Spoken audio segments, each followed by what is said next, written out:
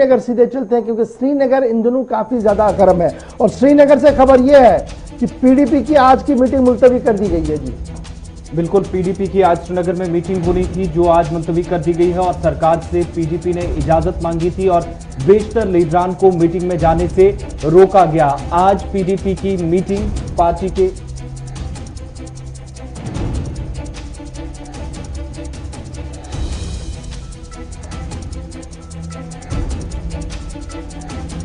Senior leader की तरफ से आज पार्टी मीटिंग बुलाने का इशारा दिया गया था। मुजफ्फर हुसैन बेग जो पीपल्स डेमोक्रेटिक पार्टी के पैट्रॉन है, उनकी तरफ से कहा गया था कि आज दिन में पीडीपी के लीडरों की मीटिंग होगी।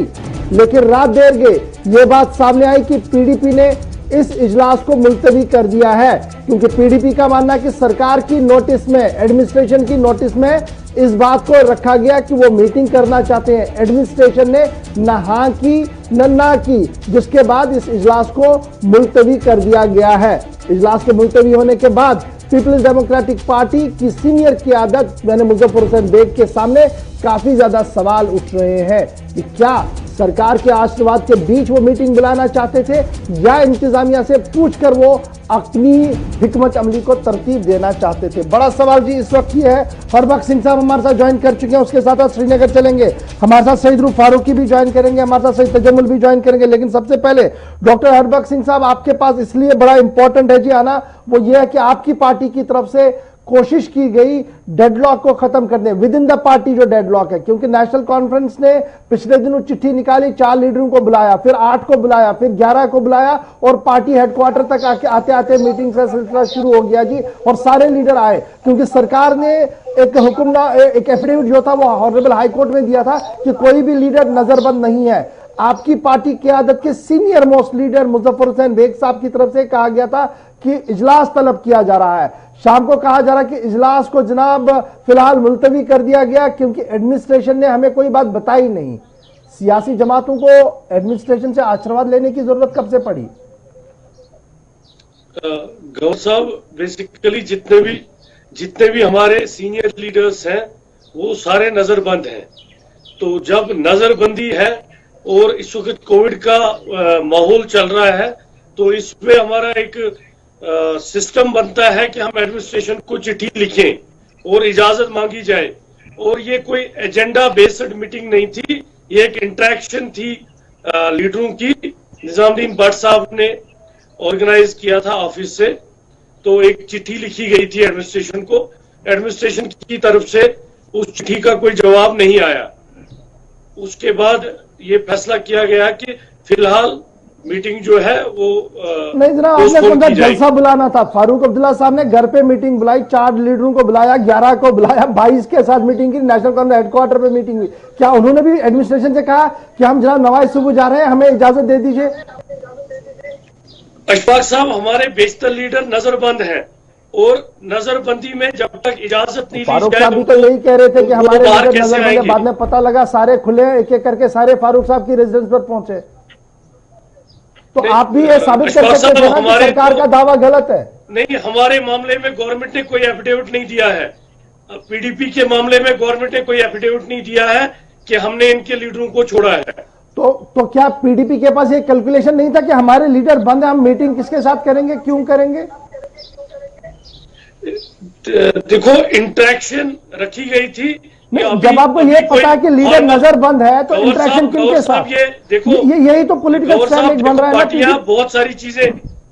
गौर साहब, ये कोई हमारी ऑफिशियल अनाउंसमेंट नहीं थी कि हम मीटिंग कर रहे हैं। ये प्लान किया जा रहा था कि एक मीटिंग की जाए जी। इसमें कोई वो प्री-प्लान्ड प्रोग्राम नहीं था या कोई एजेंडा नहीं था कि इसको मीटिंग को करना है। एक कोशिश की गई इंटरेक्शन मीटिंग की और उसमें जब देखा गया कि बेशतर लीडर हमारे बंद है और गवर्नमेंट की तरफ से कोई जवाब नहीं आया तो उसको फिलहाल मुलतवी किया गया। यही तो हमारी समझ से बाहर है कि सरकार से आप परमिशन लेना चाहते थे मीटिंग का या क्या करना चाहते थे? नहीं, लीडर बंद है गौर साहब। जो हमारे जेल में लीडर है, जो घरों में नजर बंद है, उस सरकार की इजाजत के बगैर वो बाहर तो नहीं आ सकते। अब जो लीडर बाहर थे उनसे बात करनी है, कुछ लीडर तो आपके जी, बाहर है जी। जिनके साथ मीटिंग में। मुजफ्फर बेग साहब इतने बड़े कानूनदान है, तो उनसे ये मिसकैलकुलेशन कैसे हुआ? इसका इसका जवाब देखो, ये तो पॉलिसी मैटर्स है, इनका जवाब देना पब्लिकली अच्छा नहीं लगता। पॉलिसी जवाब जनाब है, लेकिन एक चीज जरा समझाइएगा, बड़ा इंपॉर्टेंट है डॉक्टर हरबख्श सिंह साहब, वो ये भी है कि जब हम पार्टी की बात करते हैं तो पार्टी का मौकफ और मुजफ्फर बेग साहब का मौकफ, बड़े कदर की निगाह से मैं उन्हें देखता हूं, बड़े काबिल है जी, वकील है, लेकिन सबसे पहली प्रेस कॉन्फ्रेंस भी मुजफ्फर बेग साहब ने ही जम्मू में की थी, जब सारे लीडर खामोश थे, आपको वो भी याद होगा। पीडीपी उस स्टैंड को टो करती है या महबूबा मुफ्ती साहिबा के ट्वीटर्स को टो करती है, जो वो पॉलिसी स्टैंड में? देखो गवर्नर साहब, पीडीपी मीन्स पीडीपी, जो हमारा जो मौकफ है, जो हमारा पार्टी का हैंडल है, जो महबूबा जी का ट्विटर है, और जो पार्टी स्पोक्स पर्सन या पार्टी के वेबसाइट से या पार्टी के ईमेल से जो भी बयान आता है, हम उस पे स्टैंड हैं। इंडिविजुअली बहुत सारे लीडरों की बहुत सारी राय हो सकती है, पार्टी की राय यही है। लीडर और पैट्रॉन में पार्टी फर्क होता है डॉक्टर साहब, लीडर और पैट्रॉन में फर्क होता है। पार्टी आइडियोलॉजी, गवर्नर साहब, पार्टी आइडियोलॉजी वही है जो हम लिख के भेजते हैं, पार्टी आइडियोलॉजी वही है जो हमारे हैंडल से है, पार्टी आइडियोलॉजी वही है कि हम 370 के मामले में सारी जो रीजनल पार्टीज के साथ एक हमारा माहदा हुआ है, हम उस पे खड़े हैं, वही हमारा मौकफ है, पार्टी का मौकफ बिल्कुल वही है। चलिए, बहुत शुक्रिया जी ज्वाइन करने के लिए। हम फटाफट से रविंदर रैना जी के पास भी, रविंदर शर्मा जी के पास चलेंगे, कांग्रेस के तर्जुमान है, जम्मू से हमारे साथ ज्वाइन करेंगे, उनसे भी बात करेंगे, क्योंकि बात जहां पीडीपी की सामने आ रही है कि पार्टी पैट्रॉन मीटिंग बुलाने की कोशिश में है। पार्टी तर्जुमान कह रहे हैं कि ये नाम, ये सेट एजेंडा नहीं था जी, हमने कोशिश की थी लेकिन हमें पता था लीडर सारे बंद है, तो कौन कहां जाता, बड़ा सवाल है। और बड़ा सवाल इसमें यह भी है ये जो तस्वीरें आप देख रहे हैं, ये फाइल फुटेज है, इसमें 1/3 ऑफ द लीडर जो है वो चले गए हैं, जो इन दोनों अपनी पार्टी के अंदर है। तो अब फिर बचे कुछ जितने पार्टी लीडर थे उनकी मीटिंग बुलानी थी, उसमें भी तजाद है कि ये पार्टी ऑफिशियल था नहीं था, लेकिन सब कह रहे थे कि जनाब पार्टी प्रेसिडेंट मीटिंग बुला रहा है। बड़ा सवाल यह है, इसको हम और हल करने की कोशिश करेंगे, सीधे लफ्जों में आप तक आएंगे। हम श्रीनगर भी चलेंगे, सईद रूफ फारूकी भी हमारे साथ ज्वाइन कर चुके हैं। चूंकि कांग्रेस की जब मैं बात करता हूं तो कांग्रेस का भी बड़ा इंपॉर्टेंट स्टेटमेंट सामने आया है। उस स्टेटमेंट आने से पहले सईद रूफ फारूकी ग्राउंड जीरो पर महबूबा मुफ्ती बंद और मुजफ्फर बेग साहब कश्मकश में है पार्टी की मीटिंग बुलाने के लिए। मुजफ्फर बेग साहब की अहलिया जो है, जो इन दोनों पीपल्स डेमोक्रेटिक पार्टी खवातीन विंग की सरपरस्त है, वो कह रही कि जब तक महबूबा मुफ्ती साहिबा बंद है कोई भी पॉलिटिकल एक्टिविटी नहीं होगी। बेग साहब इजलास बुलाना चाहते हैं। तर्जुमान साहब कह रहे हैं कि जनाब ये कोई सेट एजेंडा नहीं था, हमने सरकार से कहा था, अलाउ नहीं हुआ, कोविड-19 है। कंफ्यूजन है पीडीपी के अंदर, या पीडीपी के अंदर अब इतना फुकदान पैदा हो गया कि उन्हें समझ नहीं आ रहा कि आगे करना क्या है, पीछे जाना है, आगे जाना है। देखिए गवर्नर, इस मीटिंग के हवाले से अगर हम बात करें तो कंफ्यूजन कहीं ना कहीं दिख रहा है, क्योंकि जो बेग साहब की अहलिया है उनने कुछ दिन पहले स्टेटमेंट उनकी तरफ से आया कि जब तक महबूबा जी बाहर नहीं आती तब तक कोई एक्टिविटी नहीं होती है, और इस बीच में फिर मीटिंग बुलाना, पहले बेग साहब और उसकी अहलिया के दरमियान ही कंफ्यूजन ऐसा लग रहा है। दूसरा कि जहां कल मीटिंग की तैयारी की गई, पहले कहा गया कि कल के दिन के हवाले से एक पहले मीटिंग होगी जो पार्टी ऑफिस में होगी, जहां पे निजामुद्दीन भट्ट साहब क़यादत करेंगे, वो भी नहीं हो पाई है। दूसरा फिर जो बेग साहब ने मीटिंग बुलाई थी जहां पे लीडर्स को मदऊ किया गया था, जिन लीडर्स से मेरी बात हुई, ऑलमोस्ट मैंने हर एक लीडर से टेलीफोन के जरिए बात की, तो कहीं मिला जुला रद्द-ए-अमल पाया हमने। कई ने कहा कि सिक्योरिटी रीजन से हमको छोड़ा नहीं गया तो मीटिंग नहीं हो सकती है, कई ने कहा कि हमें इस बारे में कोई इंफॉर्मेशन नहीं है। मगर मामला तब सीरियस बना गवर्नर जब लिस्ट बाहर आई, जो लिस्ट बनाई गई थी, जब लिस्ट बाहर आई उसके बाद ही कुछ सेकंड के बाद जो पीडीपी की टॉप लीडरशिप है उन्होंने मीटिंग को कैंसिल करवा दिया।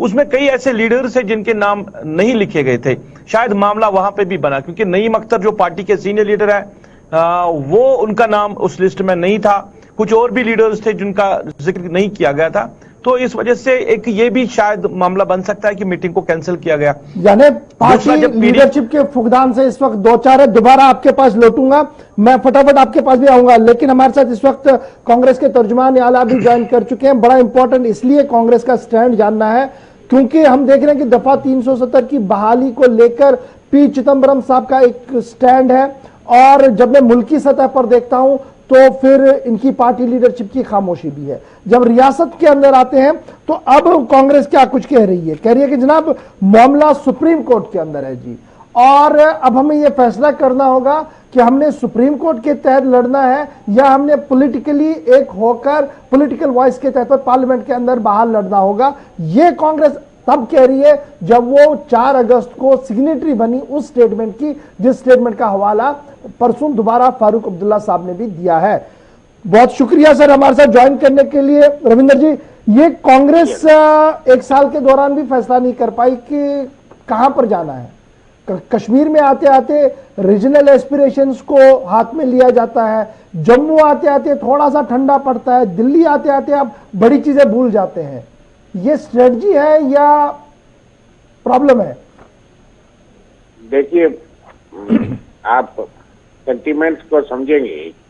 4 अगस्त को जो गुपकार स्टेटमेंट हुई, उस वक्त ये अप्रीहेंशन थी कि कुछ अजीबोगरीब होने वाला है जम्मू कश्मीर के साथ। क्या होने वाला है ये किसी को मालूम नहीं था, लेकिन ये समझा जा रहा था कि जम्मू कश्मीर के स्पेशल स्टेटस के साथ, रियासत के साथ कुछ खिलवाड़ या छेड़खानी होने वाली है।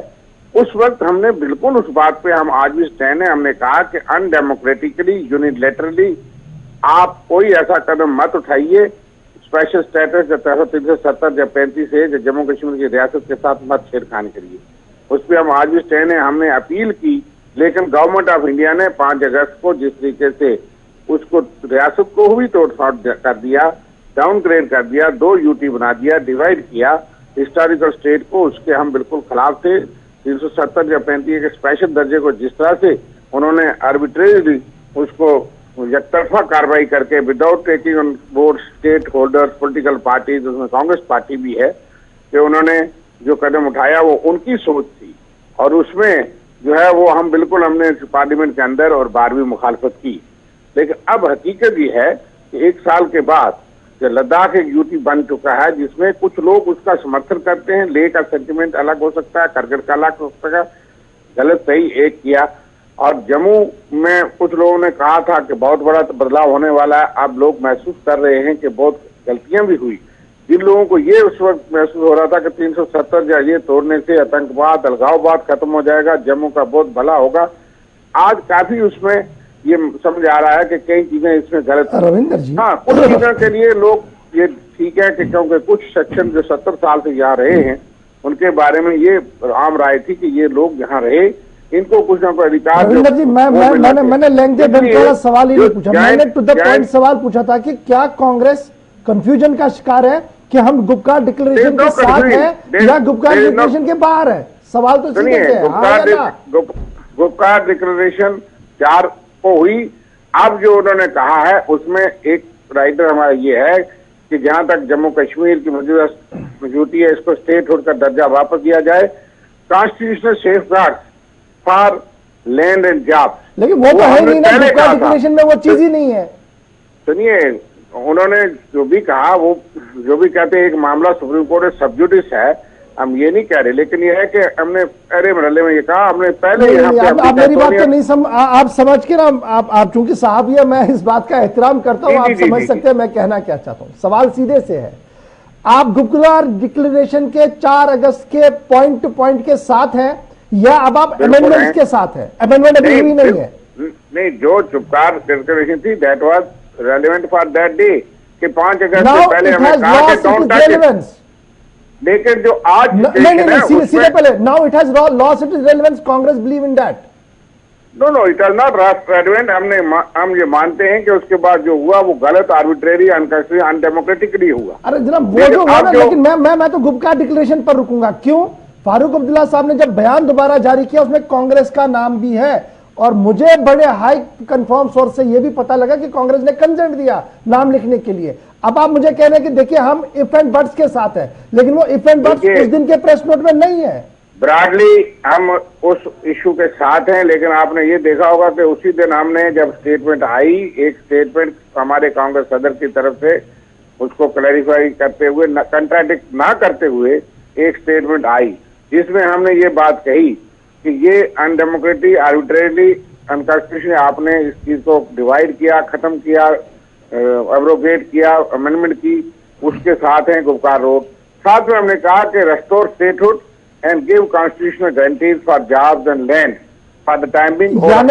on the second line, Congress is accepting what happened in the parliament. जिस तरीके से पार्लियामेंट में बहस हुई, राज्यसभा में पास हुआ, और जो आज के दिन की हिस्ट्री है, आप उसे एक्सेप्ट करते हैं विद दिस कि देखिए अब हमें प्रोटेक्शन देके दे दीजिए, स्टेटहुड वापस दे दीजिए and go ahead.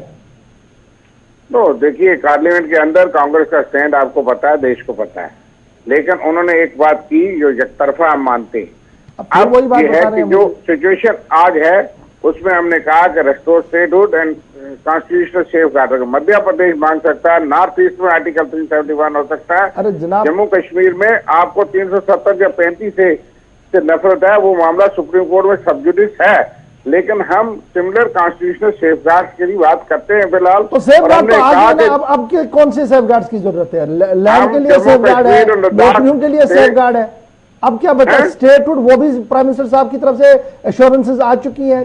After delimitation statehood will be restored, ये सीधी सी बात है। लेकिन मुझे मेरा जो सवाल था वो ये था कि कांग्रेस 4 अगस्त के स्टैंड में तरमीम के साथ आगे बढ़ रही है। बिल्कुल, हम ब्रांडली सारी पार्टी के साथ हैं कि जम्मू कश्मीर को ये बड़ा अच्छा है जी।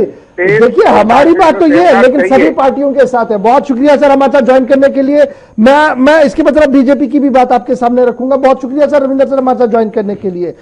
अब पहले तो आपके पास आना सईद रूफ, कितना मुश्किल है ये सारा मामला जब पार्टियों के लिए आगे खाई पीछे कुआं, आग भी लगी है, पार्टी भी बचा के रखनी है, और इस बीच वाला लाइन टो करना, ये कितना मुश्किल है? देखिए गौहर, बड़ा मुश्किल है क्योंकि सियासत में कुछ भी हो सकता है, जिस तरह आपने बात की इनके साथ। मगर जो यहाँ की कांग्रेस की लीडरशिप है, मैंने इस हवाले से इनसे बात की है कि क्यों ये कंट्राडिक्ट ऐसे लग रहा है कि यहाँ के का एक स्टेटमेंट है और जम्मू जाके दूसरा और फिर दिल्ली जाके तीसरा। इन्होंने कहा कि दिल्ली में जो लीडरशिप है वो कुछ क्या फैसला कर सकती है, मगर हम जम्मू कश्मीर के लोग हैं, अगरचे हम कांग्रेस के साथ है, कांग्रेस पार्टी हमें अपने साथ है, हम कांग्रेस के वफादार हैं, मगर उसके बावजूद भी हम जम्मू कश्मीर के रहने वाले यहाँ पे सियासत कर रहे हैं। जो कुछ फैसला यहाँ मिलजुल का हो सकता है, जो लीडरशिप यहाँ की कर सकती है, हम उसके साथ हैं। और हमने डे फर्स्ट से कहा कि ये गलत हुआ है, ये अनडेमोक्रेटिक हुआ है, जिस तरह आर्टिकल को एब्रिकेट किया गया है। ये कांग्रेस की जो टॉप लीडरशिप यही तो परेशानी है ना, अनडेमोक्रेटिक है जी, लेकिन फिर तरमीम के साथ हम इसके साथ भी है, क्लियरिटी कहीं नहीं है। बीजेपी ने साफ कर दिया है, दोबारा बयान उनकी तरफ से, उनके पार्टी सदर जो यूनियन टेरिटरी जम्मू कश्मीर के सदर है रविंदर रैना, उनकी तरफ से बयान जारी करते हुए कहा गया कि 370 और 35A पर जो लोग दिन में ख्वाब दिखाने की कोशिश कर रहे हैं लोगों को, वो उससे बाहर आए, क्योंकि यह अब हकीकत है। न 370 वापस आना है और ना ही 35A वापस आना है, क्योंकि जो कुछ किया गया है वो कानूनी लवाजमात को पूरा करते हुए सामने